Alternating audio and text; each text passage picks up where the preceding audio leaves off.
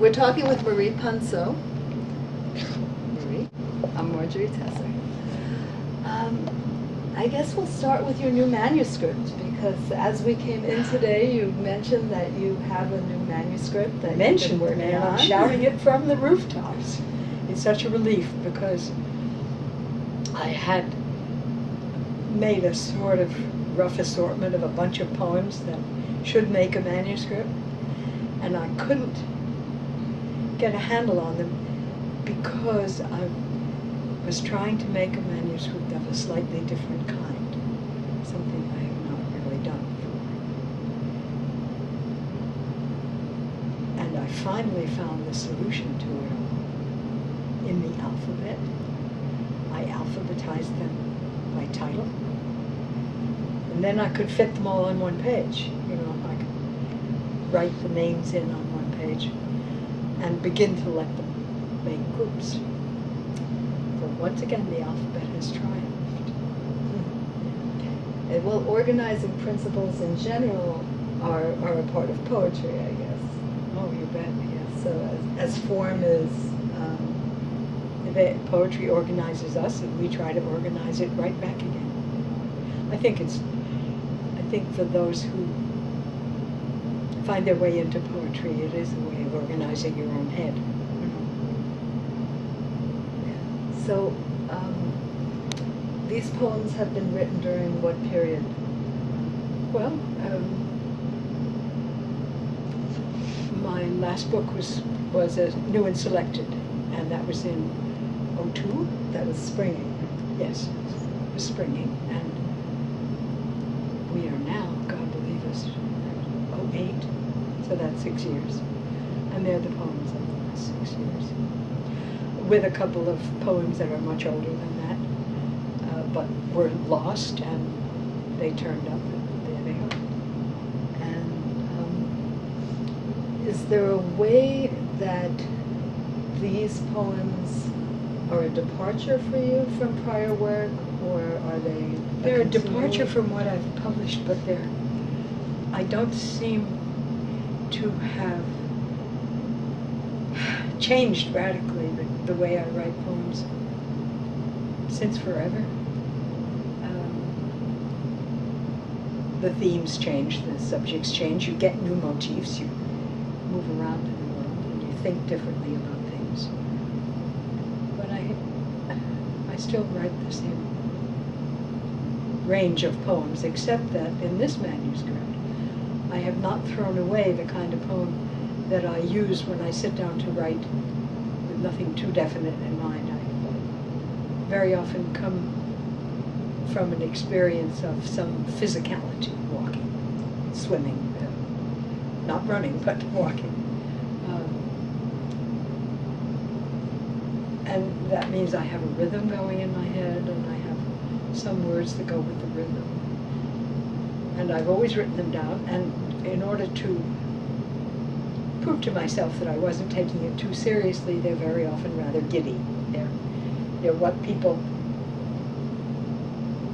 in a very peculiar turn of phrase that means something insulting, they're sort of sing-song, as if singing or song are bad, or anti-poetic, or something to be afraid of. But they are sing-song, and that is to say, they are metered and rhymed. And I have been just kind of scrumbling them up and throwing them out. I've thrown away hundreds of these, and this time I saved some of the ones that I liked, not putting them in the rest of them. And that's different. It's very different. I'm surprised at how different it makes the more solemn poems feel. They feel better to me this way. Because it's more balanced? Because it then lets you hear the overtones of that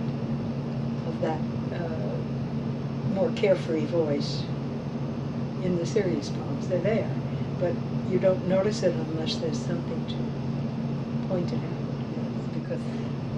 But the reason I'm doing it is that I've been talking for example, to classes about what I think the real range of poetry is, and about what I consider to be one of the more peculiar events in the history of poetics for 120 years or so. We have been putting aside the whole history of poetry and banishing, and really, in some cases, defensively forbidding meter or rhyme. This is something you must not do because it's sing-song. And it's divided poets into people who do that and call themselves new formalists. Very often in a rather politically conservative way, but not always. I want that all to open out. I think what's happened since we suppressed rhyme and forbade meter, the human pleasure in rhythm, the body part of poems, has reemerged in hip-hop. There it is, full-blown, active, some of it terrifically thematically, and from the point of view of language and language inclusiveness, wonderful, wonderful stuff. And there it is. But we pretend that's not poetry, and they pretend we're not interesting, and it's mutual exclusion, and that's dumb. Poetry should be as inclusive as we can make it, I think. Well, that's it.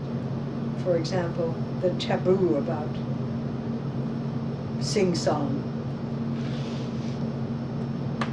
does not obtain in tight circumstances. For example, if you know someone who has lost someone very close to them, a mother, a child, a lover, someone whose absence is difficult, you don't know what to say to them when you want to express your condolences.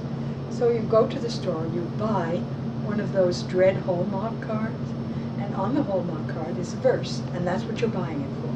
There's a little poem in there that says what you have no words for. Well, that's very interesting. Where we admit it, where we allow it back in, is a very solemn moment, Or happy, even birthday cards. I guess it's communicating cards, emotion, maybe? right. Communicating deep feeling is... It's very interesting, this whole business of what we do with language and what kind of language has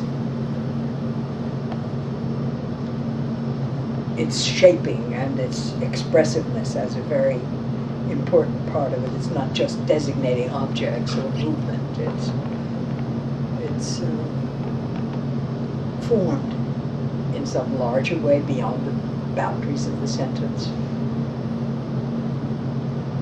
Very hard to know what to make of that. But the best parallel in ordinary expression to many of the events of poetry is what you find in birthday cards a lot of the time, jokes.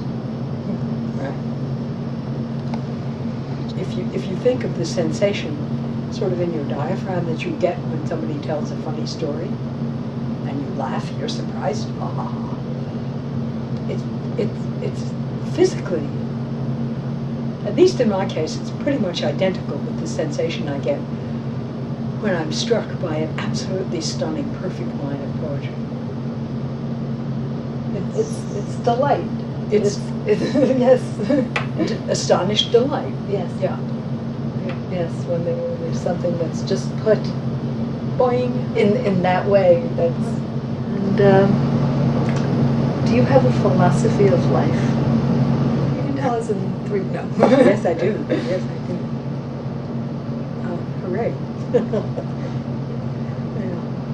Well, that's a good wrap up, right?